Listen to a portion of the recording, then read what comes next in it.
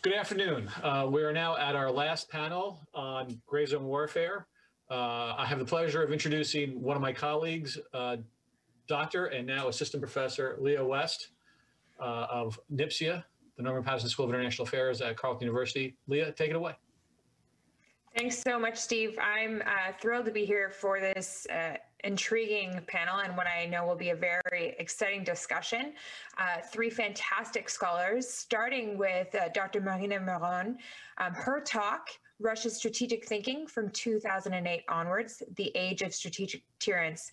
Dr. Miron is an honorary research fellow in the Center for Military Ethics at King's College in London. She holds a PhD from the University of New South Wales, Australian Defence Force Academy. She previously taught courses related to intelligence, counter-narcotics, and strategic studies at the NATO School in Germany and at the Columbian War College. Dr. Miron is fluent in so many languages, I'm embarrassed, Spanish, German, Russian, near fluent in Ukrainian, and can read Italian, Arabic, Hebrew, and Turkish. Subsequently, we'll hear from Dr. Isabelle Duyvesteyn on Greyzone warfare, problems and pitfalls. Dr. Duyvesteyn is a professor of international studies and global history at Leiden's University Institute for History. She holds a PhD in war studies from King's College in London. Previously, she worked at the Netherlands Institute for International Relations and at the Royal Military Academy in the Netherlands. Her research interests focus on conflict studies, intelligence, foreign policy, and counterterrorism. And finally, we'll hear from Dr. Philippe Dufort on designing a Canadian strategic doctrine for the cognitive domain, the case for conceptual innovation.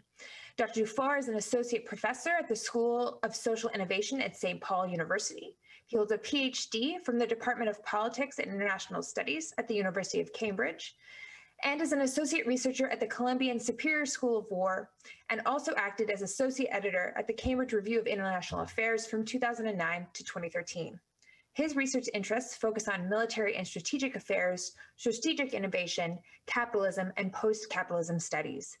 We'll hear from each of the three presenters in turn. They will present for approximately 10 minutes. If they go a little over, I'm not going to drag them off screen.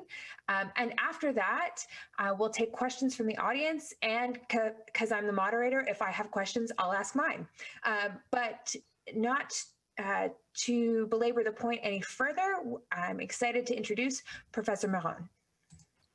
Thank you so much for having me. So without further ado, let's start with Russia's strategic thinking from 2008 and onwards. First of all, it's important to contextualize how this strategic thinking has been shaped by the Western concepts that exist right now and that have started emerging shortly after the 9/11 terrorist attacks, such as fourth-generation warfare, superseded by hybrid warfare, Greyzone, and finally sub-threshold warfare. And it's really difficult to keep track of all these neologisms that we currently face in academia, because essentially they mean, or they try to describe the same thing. So a few words about hybrid warfare. Hybrid warfare emerged after Hezbollah's use of kinetic and non-kinetic measures in 2007, which were quite successful both militarily and strategically. So this concept has emerged in the West. In Russia, this concept has appeared first in 2010. Also, we hear a lot about Russia engaging in hybrid warfare. And to understand this, we are focusing mostly on the military dimension and non-military measures such as economic, cyber, information, and so on. So a few words to say about these concepts. How do they help us to understand Russia's behavior, Russia's current behavior? Do they actually obscure more than they reveal? And are they useful as an analytical framework for academics and policymakers? For instance, there are questions, what is Greyzone? What is hybrid warfare? NATO defined hybrid warfare as military and non-military operations in 2014. by 2018, the military, the covert military operations were removed from the official definition.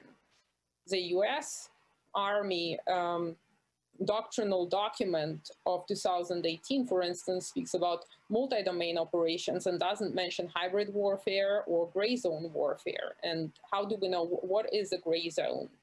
Or where is the threshold if we're talking about sub-threshold warfare? And how do we, as a West, can counter this?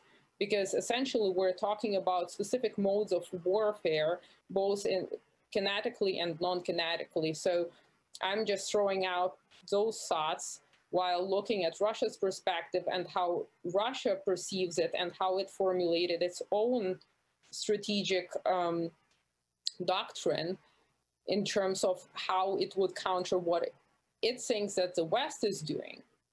So from a little bit of background, and I think it's important to discuss here Putin's rule. From 98 onwards, the country was at ground zero, both in economic and military terms, when Putin took over. In early 2000, Russian foreign policy was aimed at forming relationships with Western countries. The whole hope that Russia, or rather Putin had, is that Russia could economically benefit from those relationships and thereby rebuild the country and move past the Cold War paradigm. He wanted essentially to show to the West that the Russia of 2000 was not the Russia or the Soviet Union. And the West and Russia didn't have to be foes, they could have common interests. However, at the same time, in military circles, there emerged different interpretations and paradigms, such as the sixth-generation warfare, which predicted that warfare would be highly contactless, for which Russia would actually need a proper military. On the other hand, there were geopolitical scientists, such as the most influential one, Alexander Dugin, who came up with the idea that Russia shouldn't look for friends in the West. Instead, Russia should be turning to the East, namely, and Asia, namely the post-Soviet space and India, the Middle East. So that's where Russia should be looking for allies to create a counterbalance to NATO. At that stage, Russia wasn't ready to follow this scheme. However, in later stages, as we shall see in a short period of time, Russia actually did try to do that and is still trying to do that. In 2018, Russia's experience in Georgia and its military defeat has shown that its army would be no deterrent to the West. And that's when Russia decided that it needed to modernize its army and to create a new doctrine. During this time, tensions between NATO and Russia have built up, namely the color revolutions that Russia first ignored because it couldn't really intervene. It didn't have the means to intervene, such as in Georgia in 2003, such as the ongoing color revolution in the Ukraine, all of which, geographically speaking, were considered as Russia's backyard, as a post-Soviet space. However, Russia was still trying to build up its military, trying to build up its economy to be more efficient in order to withstand and in order to prove itself as a global player. And so the interesting things start happening after 2008, when Russia changed its military doctrine, and in 2015, its national security strategy to introduce the concept of strategic deterrence. In Russian, the literal translation is strategic containment, and the idea behind the strategic containment was this accumulative effect of NATO's actions and the fear that NATO could stage a color revolution in Russia itself. So essentially, it wasn't the fear of nuclear weapons, hence the name a system of non-nuclear strategic deterrence measures, which included information, economic, military, and diplomatic measures. Essentially, if we look at this system of non-nuclear strategic deterrence, from Russia's view, what they have created is a way to withstand the pressure from NATO, from NATO's expansion eastwards, and a way to defend both Russia's internal security and the neighboring states. Because as Russia's actions have shown both in Ukraine, in Crimea, and in Syria, now in Libya and Nagorno-Karabakh, is that Russia is still considering those spaces as spaces of Russia's interest. And arguably, such as in the case of Syria, Russia is claiming that the outcome of the Syrian war has a direct influence on Russia's internal security. So the measures contained within this strategic deterrence doctrine that Russia is pursuing as a defense against the West essentially equate to normal statecraft. There is nothing hybrid about it. What Russia understands is that its army is no match for NATO's army. So any military confrontation, unless nuclear weapons are used, would be lost by Russia. Therefore, Russia is looking to destabilize the West without using military force, namely cyber attacks, information warfare, and the use of paramilitary organizations of neighboring states and its own private military contractors. Because if we look at the definitions in the beginning, hybrid warfare could be equally applied to the case of Ukraine, where Russia used plausible deniability in order to create strategic ambiguity. By doing that, the West couldn't formulate an effective response because strategy is adversarial. And if you don't have an adversary, you cannot formulate a counter strategy. However, in Syria, Russian military was used, specifically Russian Air Force, but also ground troops, in order to gain experience in the new operational environment. So what Russia is trying to do is exactly what I said in the beginning, as dictated by Dugin, this geopolitical plot to gain allies in all those countries with which the former Soviet Union had friendly relationships during the Cold War.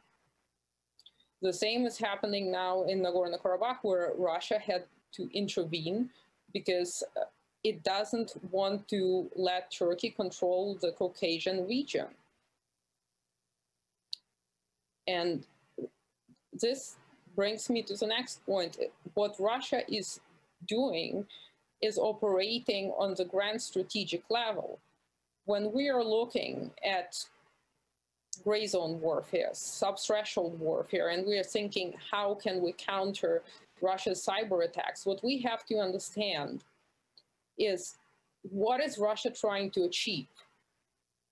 What is the main problem that they have with the West, and what strategies are they using?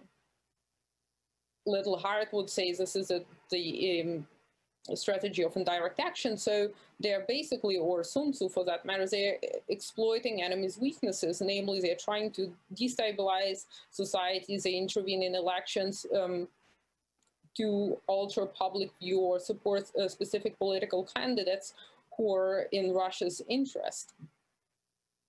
Because they know that militarily they have no chance and they do not want to escalate it. So in order to understand Russia, we need to focus on the grand strategic level and on each action in conjunction with the others, because they produce together a strategic effect. In some cases, we will see military presence. In other cases, Russia will be denying any military involvement. So I think that by using terms like gray zone warfare, hybrid warfare, and so on, we're skewing our analysis of Russia's actions and intentions. Instead, we should be focusing on what the weaknesses are and exploiting those weaknesses and formulate counter-strategies to Russia's strategies rather than focusing on a specific mode of warfare in one isolated location.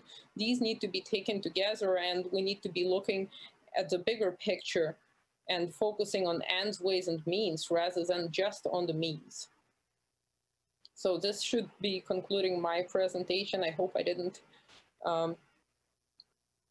cross the threshold. Thank you very much, and I'm happy to answer any questions. Thank you so much, Dr. Miron. That's a great way to start framing the discussion. Next, we're going to turn to Dr. Duyvesteyn.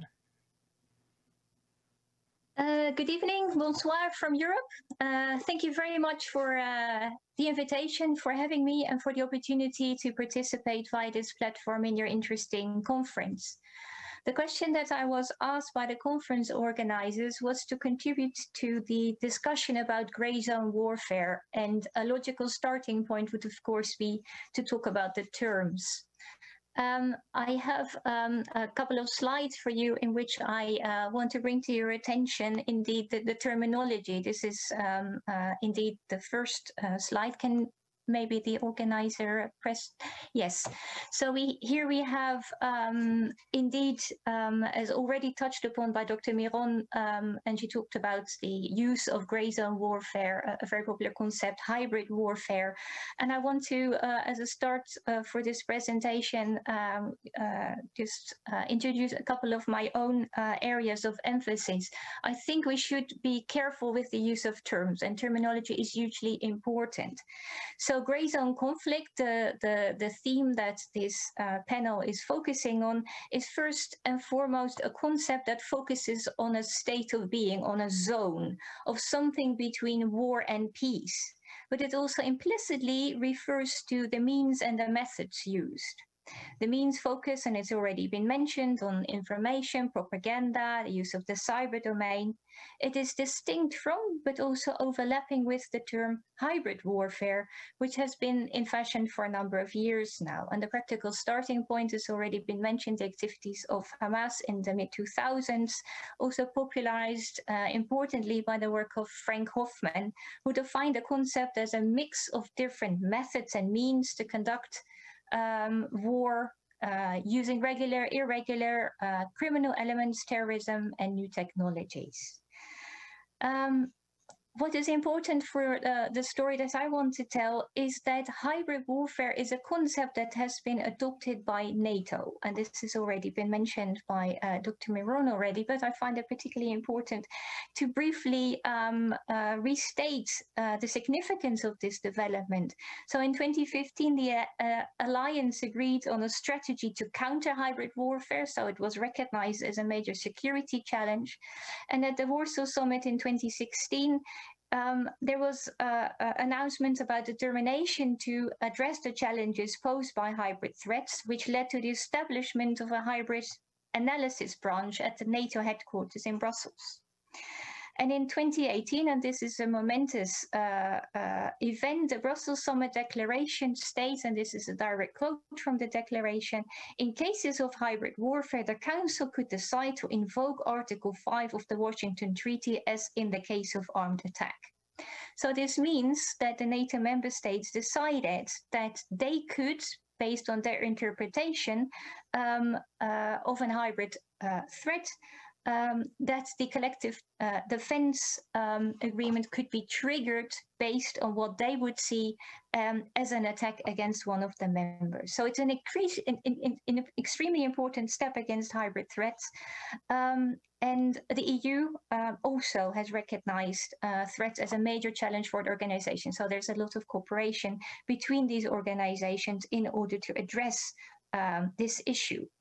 Apart from these very practical and political responses, academics have also been investigating hybrid threats. And I think it is fair to say, maybe the other colleagues in the panel would put their emphasis differently, but there is a lot of skepticism among academics about the significance of the concept and to what extent it actually contributes to our deeper analytical understanding of war and warfare. And there are at least 5 sets of problems that present themselves, and I've listed them here on this slide as well.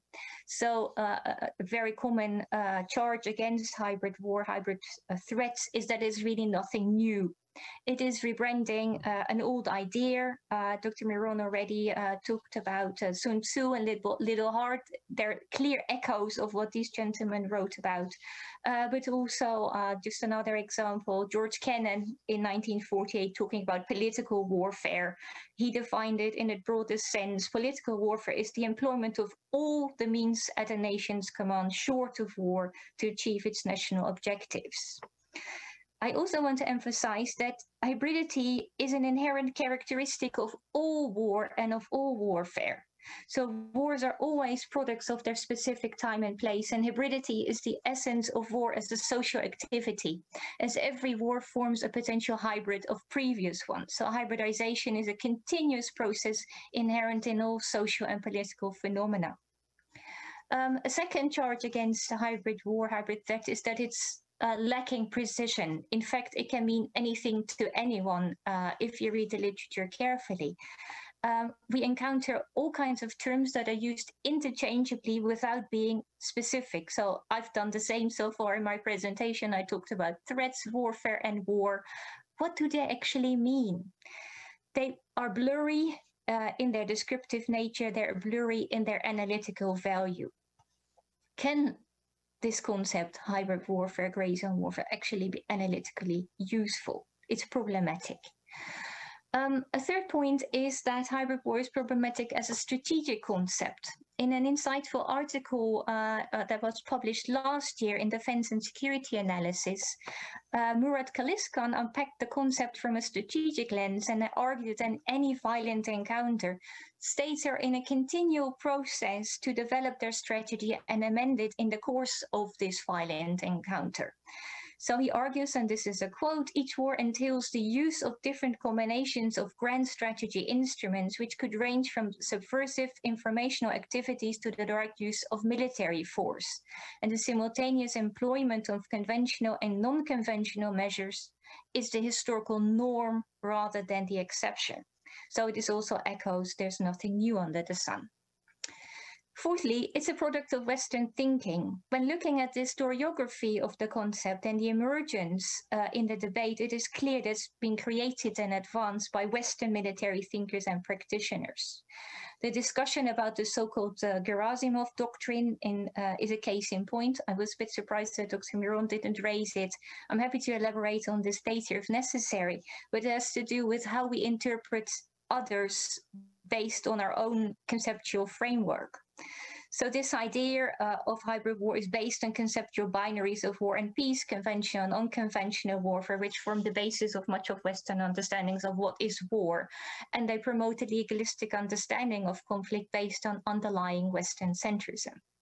And this has led to, in practice, an equating of hybrid war with Russia, the aggressive other who engages in this type of activity, of which we will be on the receiving end in the future. And there is a valid question, and this is what I really want to focus on. There's a valid question as to the practical consequences of the use of the concept. And this is closely linked to the supposed exacerbation of ambiguity of what constitutes war and what does not in practice. And I want to bring to the table specifically an example to illustrate the main point which I want to make here. We have not considered the effects and consequences of the introduction of this concept sufficiently. And my example comes from the Netherlands, and this is my next slide. It's my penultimate slide. And I tend to not use examples that are close to home, but this really, what has happened in the Netherlands in the past 2 weeks illustrates a very important and concerning aspects of the use of this hybrid war concept in practice. So 2 weeks ago, a notable article appeared in a Dutch daily about a newly formed armed forces unit, the Land Information Maneuver Center. And it was established earlier this year. And the new center was focused on preparing for information operations in light of the NATO commitment to hybrid war. And what did this unit do? During the COVID pandemic, it had started a project with a focus on Dutch society and the societal responses to the pandemic, the development of public debate to identify weaknesses. And this project was entirely based on open source intelligence. So they looked at traffic, bank transactions, newspaper reporting, societal debate. And with the use of big data, they drafted reports about developments within society, which indeed were accurate and had predictive value. So they could predict how the debate, for example, would develop, a second wave would emerge, etc. And there's a huge uproar after the publication of this article, and the defense minister was called to parliament. And since then, the activities of the unit have been suspended. This story illustrates some very problematic features of the consequences of the adoption of the hybrid war concept in practice. And this is what I really would like to debate and discuss with you, and brings me to my last slide. So what are these problematic aspects? So with the elevation of non-military means over military ones, these developments question the core of what the role is of the military. The Greyzone level has elevated the non-military activities like propaganda and sabotage to the strategic level. Who's in charge of war fighting? Who's in charge of war? To what extent do our understanding and practical responses benefit from focusing on these ever smaller details of societal resilience when the overarching answer to the violent challenge should be political? And this echoes what Dr. Miron has said. Where is the grand strategy? Where is the political answer to these challenges? This has strong echoes of an earlier debate we have conducted about the utility of force and whether politicians really understand the military. Who is the military? Second challenge, what is the role for armed forces in society? And based on the constitution, I'm sure this is the same in Canada, but in the case of the Netherlands, we have a constitution in which it's stipulated that the armed forces are there to protect the interest of the country, of the kingdom. Is it necessary for protection in this perspective for the armed forces to spy on society? Because this is what it appeared like. This is a major source at the moment for conspiracies. To be fair, there is no evidence that this Dutch unit actually breached any privacy regulations. They used open sources. But to what extent are the armed forces, for example, duplicating the work of national intelligence services? And overall, what is the future of civil-military relations when the military is actually in society? The third challenge is the use of big data and the predictive value of the analysis. And this forms a logical outflow of the adoption of the hybrid war concept. This is, I think, where the real ethical and moral dilemmas lie. If the military is investigating society and signals problems, the repertoire of action is beyond the remit of the military forces. They would have to defer to others to act. Again, a reinterpretation, if not a redrafting of civil-military relations would be likely, probably necessary. And lastly, I think the academic challenge is clear. Our hesitation to take hybrid wars seriously, especially in the field of strategic studies with which I'm most familiar, requires our reconsideration, our urgent reconsideration. Thank you very much for your attention. I hope I've not used up too much of the time.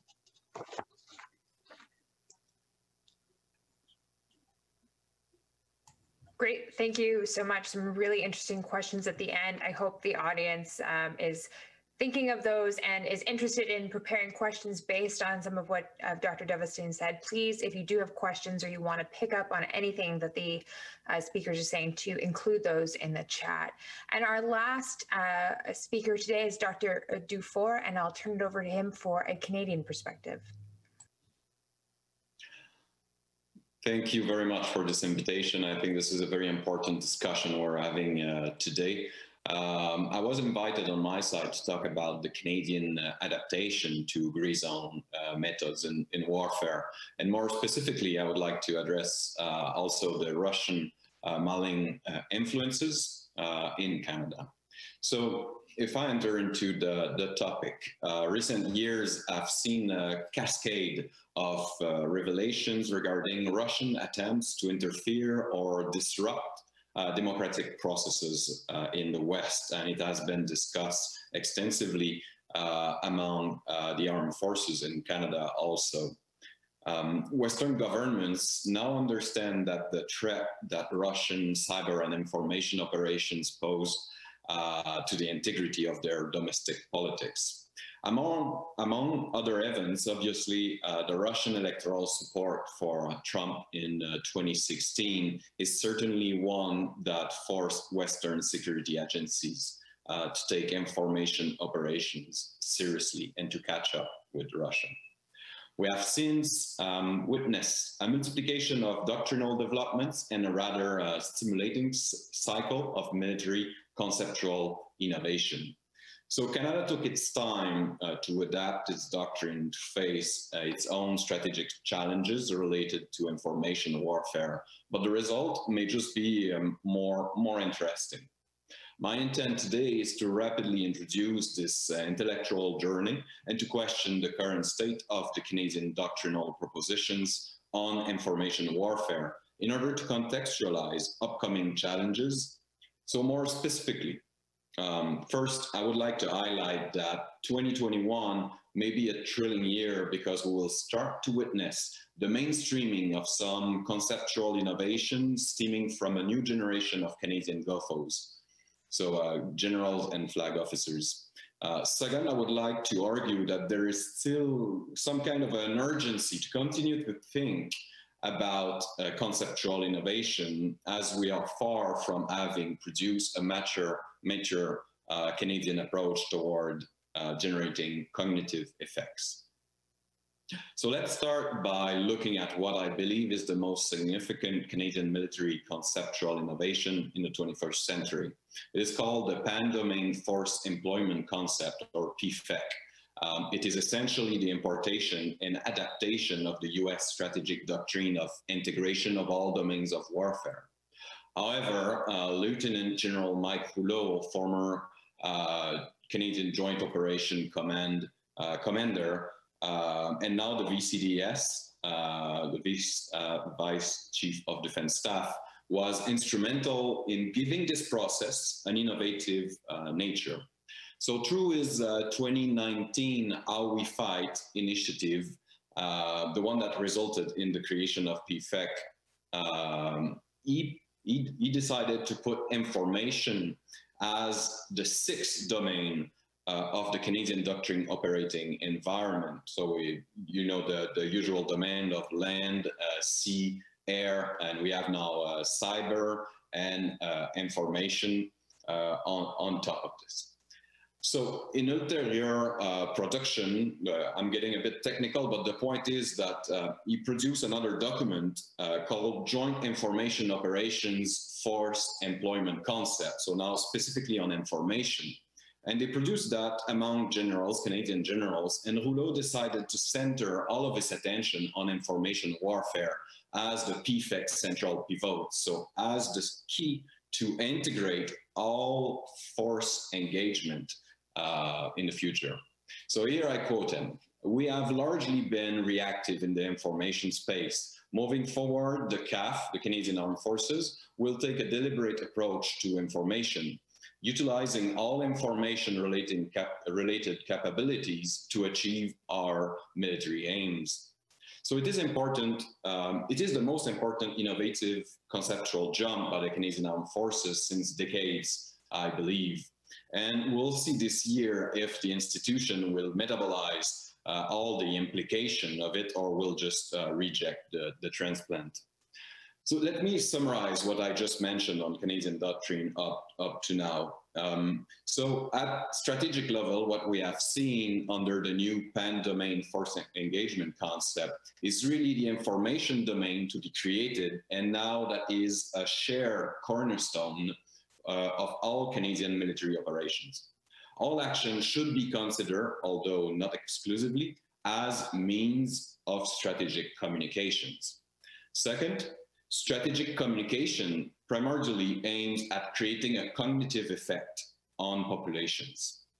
So what we see here is really strategic communication as a strategy of communication through all actions, not the communication of our strategy, which is very different here. This doctrinal assemblage provides Canada with an adequate strategic mindset to operate in an environment where the tactical and the strategic is not that far apart. One bad shot on the battlefield can have a strategic consequence. So the new PFEC provides the CAF with the necessary tools that they need to think and deal with that reality. However, there is quite a problem here, and I would say the biggest challenge in front of the Canadian Armed Forces in the future.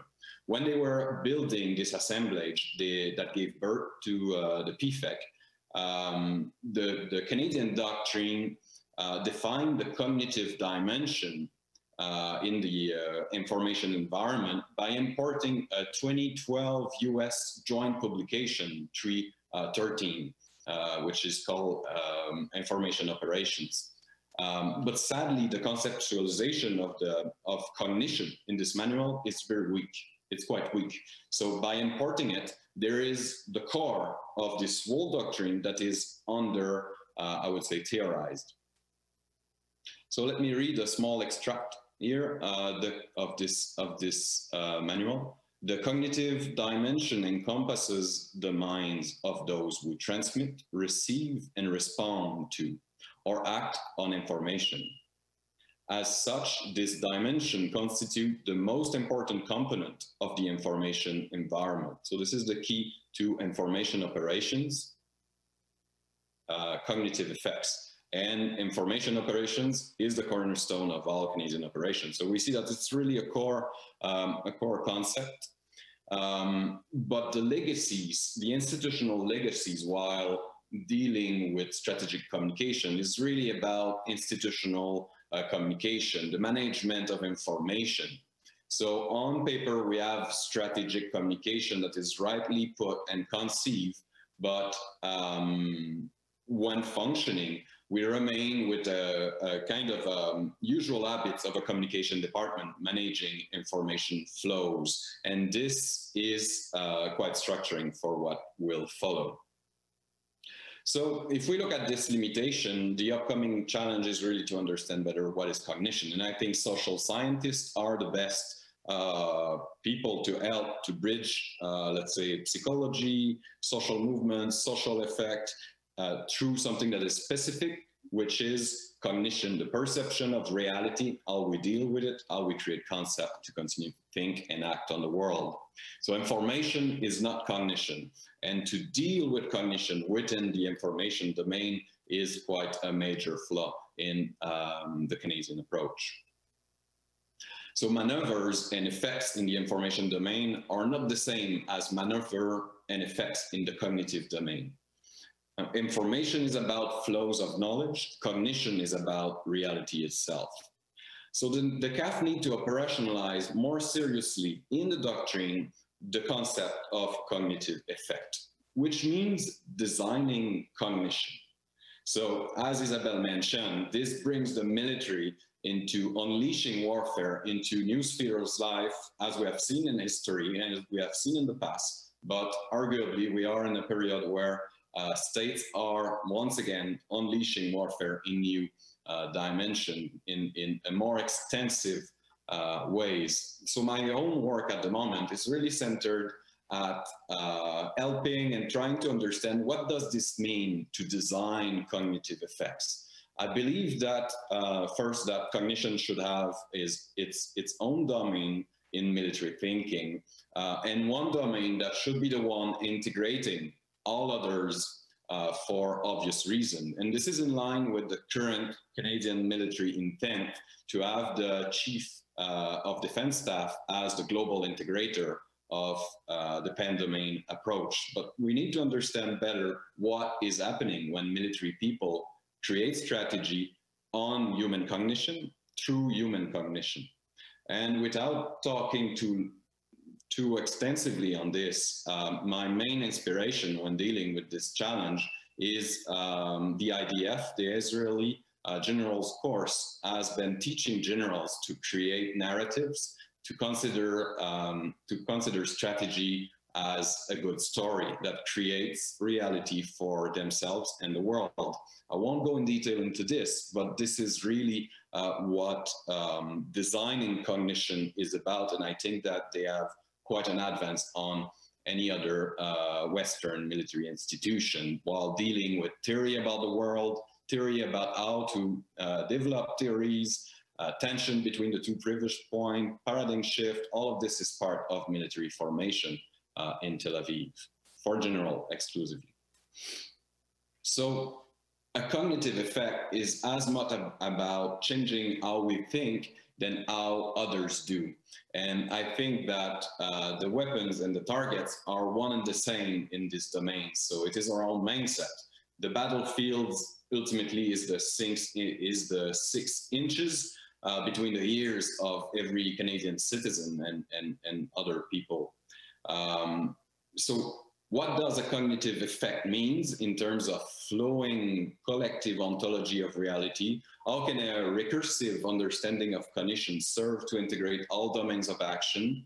The current state of the Canadian doctrine related to maneuvering in the information domain is still far from being mature enough to confront this task. So I think that 2021 will be quite an interesting year because we'll see the more and more of the emergence of design in the cognitive domain, and we'll see a new generation of officers to take command in Canada, and they have been trained with an influence of reflexive formation stemming out of Israel. The impact is there. So what will happen to Canada when their influence will be strong enough to really integrate what it means to see cognition as part of the battlefield?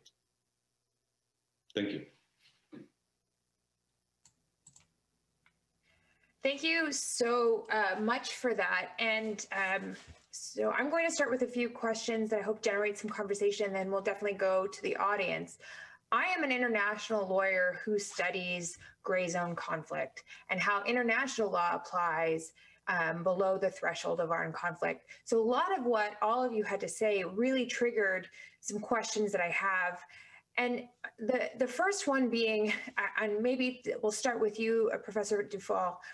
When you think about, and then we'll go to Professor Duyvesteyn, because we think about countries who ascribe to the rule of law, who hold themselves out as complying with the rule of law internationally, both international humanitarian law, international human rights law, and just general principles of international law. What's really interesting when you talk about gray zone conflict, or if we're not going to use the term, conflict that takes place outside of the battlefield, however you want to define it, in the sense that it operates in these other domains. They're transnational, typically, right? They occur in more than one location at a time, and they often manifest effects away from where those battle space operators are. Which creates a lot of legal hurdles. But I think from Canadians, as we've seen news stories and recently talk about Canadian forces engaging in information operations here at home, practicing information operations, we have a hard time of thinking about our soldiers engaging in conflict here in Canada, which is essentially what we're asking them to do. And so how do we get Canadians to accept, or should we get Canadians to accept that, conflict, modern strategic conflict now requires Canadians and Canadian soil, or Dutch soldiers or Spanish or whomever, participating in conflict from within their own territories, but having an effect abroad? So there are many questions into this, I would say, but dealing with the ethical one about armed forces operating on the home front, once again, I don't think there is nothing new here, because the Ministry of Defense were always involved in propaganda, in using the resources to stimulate political support for their foreign engagements, etc., etc. I think what is special here, and it's related to this transnational dimension of the current context, is that it is a return to political warfare, but it is boosted by the means of the digital age. So we see actors wherever they are in the world able to influence political processes at home, so in Canada. And we are reacting, Canada is reacting to it, and they try to defend themselves, and they try to understand how they should do it. And it has been so since a couple of years, I would say 4 years, that the preparation, the reaction is quite intense on that side. So if we take just one example, the Canadian armed forces developed an initiative which is gradient ascent. So this is, let's say, a key initiative in order to use big data, digitalization, data analytics, in order to understand what is happening in the minds of Canadians, and to be able also to bring information operation abroad on other countries. So it went out in the media 1 month ago, and it was a bit of a bad event for the Ministry of Defense. So the Prime Minister, Ministry of Defense, and the CDS had to comment on that. But they have been into this since years now, and every time the population take conscience of it, there's an issue. So I think the real question we should ask Canadians in this case, but this is the same in Europe and elsewhere, is, okay, if we have proved that there is malign influences in our political and democratic processes, should we deal with it? And who should be dealing with it? And the armed forces, I'm convinced, would be more than happy to let anybody else deal with that, and not having to get that political. For them, it's a hot potato. They don't want to deal with it, but they see the influences. So I'll leave that open. Dr. Duyvesteyn, do you want to respond as well? Yeah, it's a fundamental challenge to democracy. I think this is the crux of the problem. There was a question in the chat that really echoed what you were saying. How do you think democracies address the civil-military tension that occurs when trying to combat Greyzone warfare? We are the human terrain. Do we want to be that human terrain? We used to talk about human terrain in operations like Afghanistan, Iraq. We need to find out how society works. The armed forces are now targeting us as human terrain, and there needs to be a democratic debate about it. Is this what we want? Because this is the logical consequence of adopting this hybrid warfare Greyzone framework. And if you ask me, we're behind the curve. This is already moving ahead without having a proper debate about it. Is this what we want? I have a question for Philippe. So you talk about cognitive effects.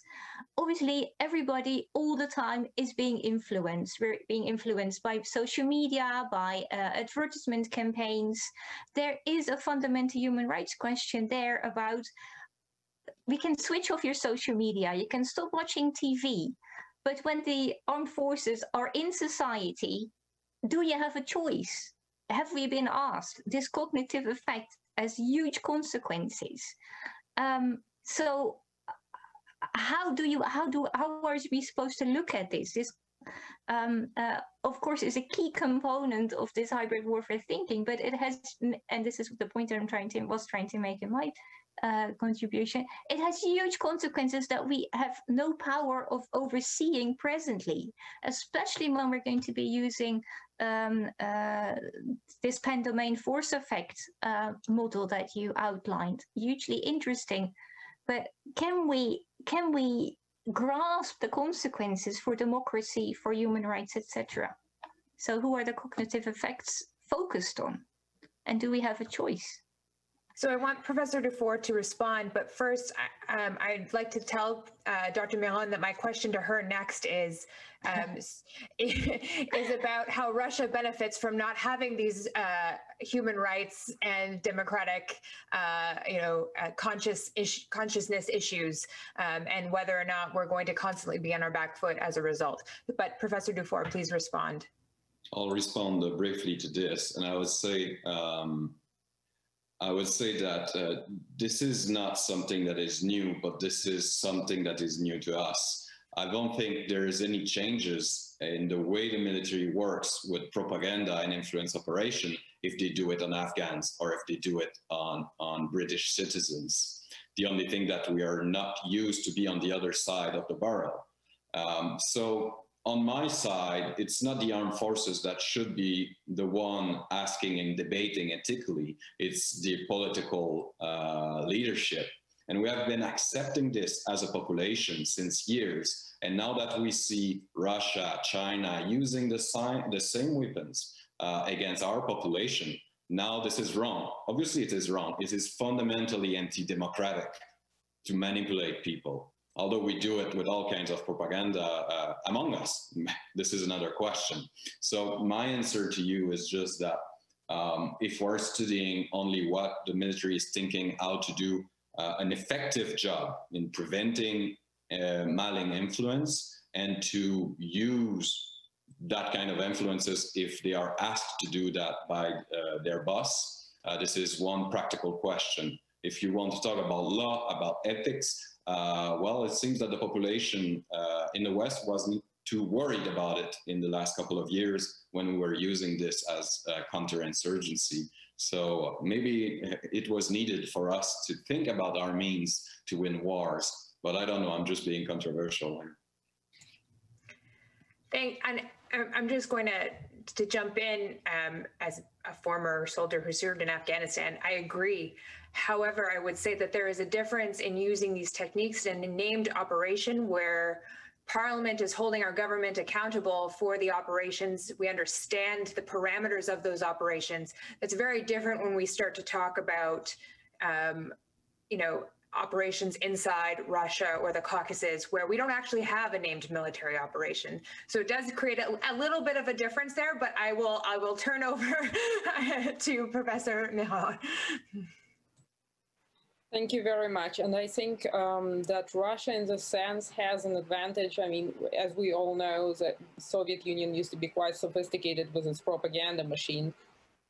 And in the 70s, I believe, there was a theory developed by a Russian mathematician called the reflexive control theory, which has been translated into English. So essentially, by using information, creating specific situations where the subject isn't aware that he's being manipulated to act in a specific way. And this is easiest done by manipulating information. And nowadays, when we're on Facebook, when we're on LinkedIn, do we know that we're actually talking to real people? It could be some AI-powered bot, and we wouldn't know it. And so this is a problem in a democracy. For Russians, this is a great advantage because they are more concerned with securitization of their society. And we see this tension clearly in Israel, whereas there is this, on the one hand, the securitization matter, and on the other hand, the democratic liberties that come at risk. And this tension cannot be easily resolved, but that's where Putin can say, right, we will just shut down the internet and we will create our own in order to prevent Western influence from entering Russia. I mean, there is a heavy religious campaign in Russia promoting Orthodox values. There is a huge revival of nationalism, especially amongst the young elites, such as closing of McDonald's and creating a Russian alternative to that. So the domestic policies aimed at manipulating Russian population are working in conjunction with Russian foreign policy. So they are trying to use one set of propaganda at home and the other set of propaganda and information operations abroad, which in effect create a synergy and a strategic effect desired by the Kremlin. And because they claim to be democratic, however, their definition of democratic is not the Western definition of democratic. Medvedev was, as far as I remember, a lawyer by trade, but his interpretation of international law strongly differed from the Western interpretation of international law on many occasions. And since it's the same on the battlefield, when you, as a Western soldier, have to abide by the international humanitarian law, and you are in an insurgency, and the counterparty does something that you would never be allowed to do. So how do you act then? Do you violate the law because somebody else is operating by other rules than yours? Or do you still respect the law? And I think that's the biggest problem that we have right now, is this tension. Do we want our armies conducting information operations? And would we know if they did? How would we know that? I mean, generally speaking, with information, especially with media right now, how do we know what's even real? So there is a normative question there. And I think that's where Russia has a clear advantage, because they don't have that problem where obviously they do want to make sure that there are no internal protests and so on and so forth. But they are quite skilled in this domestic propaganda as well, such as claiming a victory in Syria 3 times over the course of the war. Also, the war hasn't ended. So creating this false perception, if you watch Russian media, Russia's army is the strongest army in the world, we have the best weapons, and so on and so forth, and we are being attacked by the West. And possibly the majority of population will believe that, because they have no alternative source and no way of comparison or checking if that's actually the truth. So I'm leaving this in the open, but I think they do have a comparative advantage in terms of what they can allow themselves, just because their ethics do not correspond to our ethical views in the West in terms of what they can do to their population. It's a fantastic point. Through all of your discussions, the principle of distinction came to my mind, which is something that is triggered once we're in an armed conflict. The idea that you can only target military objectives and military personnel once you're in an armed conflict. But when you're not necessarily in an armed conflict, right, we're in that gray space, that principle and how we reconcile with it becomes, I think, that's the thing that, as a former soldier, I have a hard time with. Who can we target outside of that conflict when that target doesn't necessarily mean inflicting physical suffering, which is what that rule was designed to protect them from? And this leads into a question we got from the audience. So I'm going to open this up to anyone. But the question from the audience is, does the common reliance on hybrid threats and the use of hybrid warfare eventually alter, or do you think alter, what we constitute as war and warfare? And the audience member suggests that this most commonly applies in cyber warfare, and they thank you all for your interesting perspective. So I guess that's the place. We have all of these rules that apply in warfare that don't apply outside of the context of warfare. Are we diluting warfare so we're going to get this kind of constant, persistent conflict? Is that a fear that any of you have, or do you reject that notion? Does anyone, Isabelle, please. I think it fits within a long-standing trend that we use the word war very loosely. And I think that is the problem. So we've had the war on drugs, the war on terror. We like to label things war that are seen as very serious, as significant, as a major challenge. Based on my area of expertise, I don't think there will be a fundamental challenge of what is war. We know a war when we see it. It's what you've experienced in Afghanistan. There is a violent conflict. There is a long-standing tradition of conceptualizing war as a phenomenon that tries to exert power, so try to make someone do something they did not want to do in the first place. by raising the price of pain, by doing harm, by using lethal force. And I think those remain core constituent parts of what is war. And that, of course, makes the debate about hybrid warfare or war so interesting. So when does it start hurting enough for us to take a next step in, for example, an escalation process? And that is the interesting discussion that we need to conduct academically, but also in policy and in practice. So no, I don't think the constitutive elements of war are subject to change, but we should, and this is the point I started with, be very careful with the terms and the terminology we use. So I'm not a fan of hybrid war or grey zone because it's not precise enough to describe what we actually are talking about. Professor Miron, and then Professor Dufort. Thank you very much. I think it's a very interesting question, and I specifically with this issue with cyber warfare, we've had quite a lot of legal problems in terms of when to invoke Article 5. What constitutes a cyber attack, and when can we classify it as an act of war? And I think one of the main problems is we often confuse war and warfare and use the terms interchangeably, which is problematic in itself.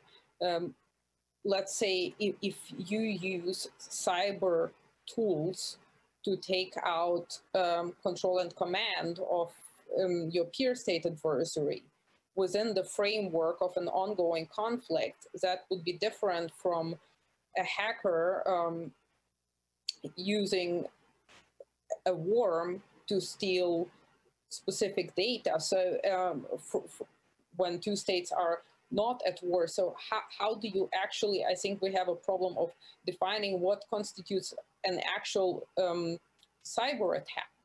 And is it a part of cyber warfare? Is it something isolated? How do we attribute it?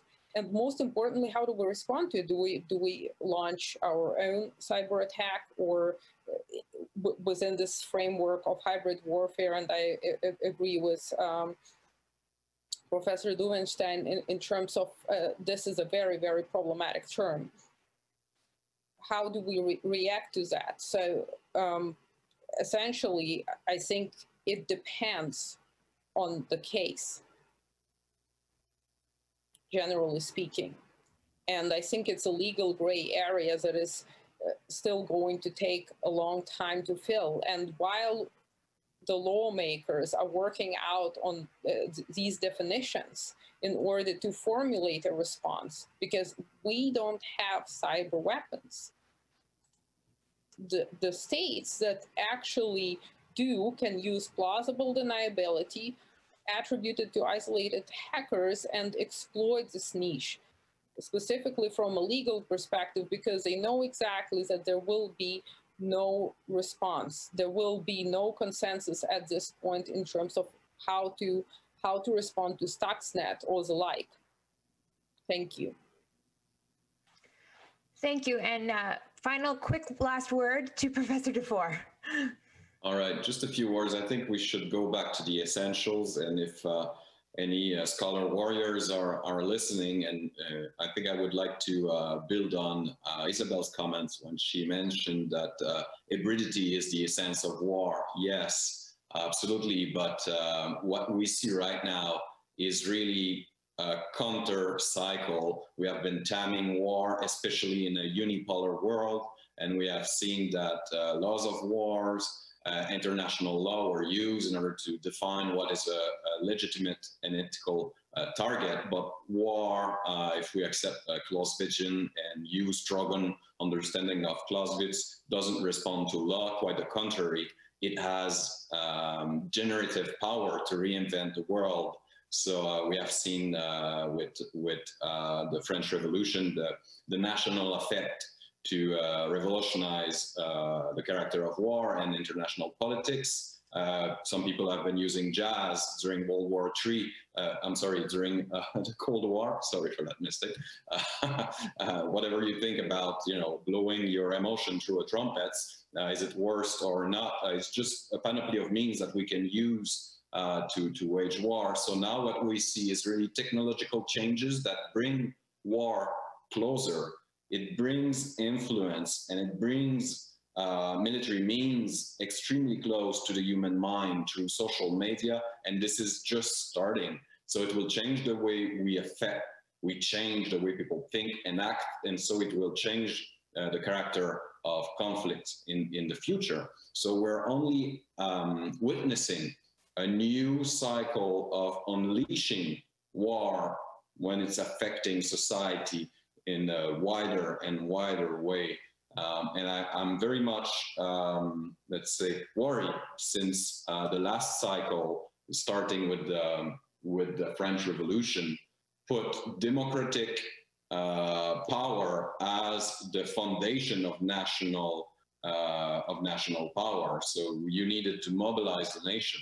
While now with the new technologies, we don't need people that much. So if war will revolutionize once again society and the international system, there is a global threat on democracy, simply because we don't need the comparative advantage of democracy anymore. So we're living in a very dangerous moment of history, I think. But it doesn't change the nature of war. Thank you. And World War III, I mean, 2020 has been bad, but fortunately it's almost over. So I think I'm crossing my fingers that we don't go that bad and that the year ahead is much better. Thank you all for joining me on a terrific panel. And thank you to Steve for inviting me to participate. I'll turn it back over to you now. Thank you, Leah, and thank you to all of you for a great last panel.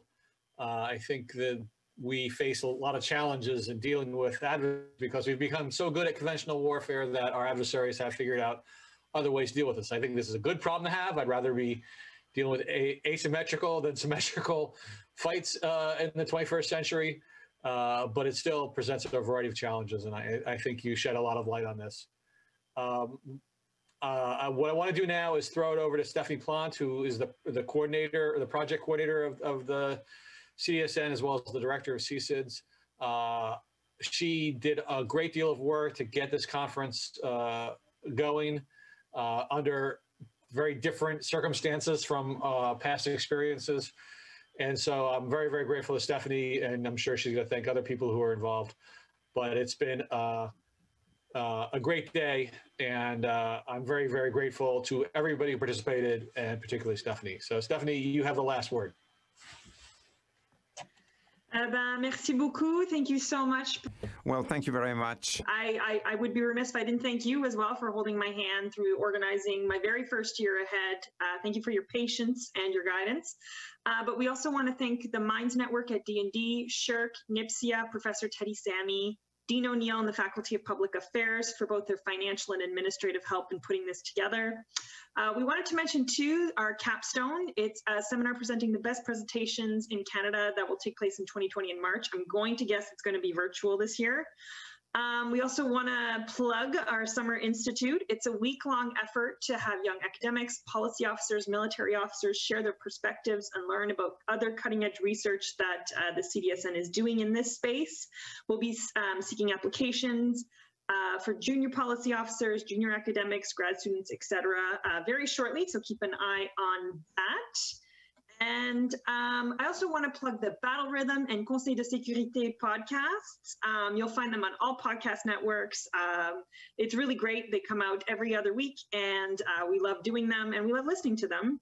And last, I want to also thank our RAs and our Director of Communications, Melissa, Graham, Paxton, Vincent, Evelyn, and Baldwin, who helped put this event together. We could not have done it without you guys. So, un grand merci. So a big thank you. See you very soon. Happy holidays, and see you all in the new year.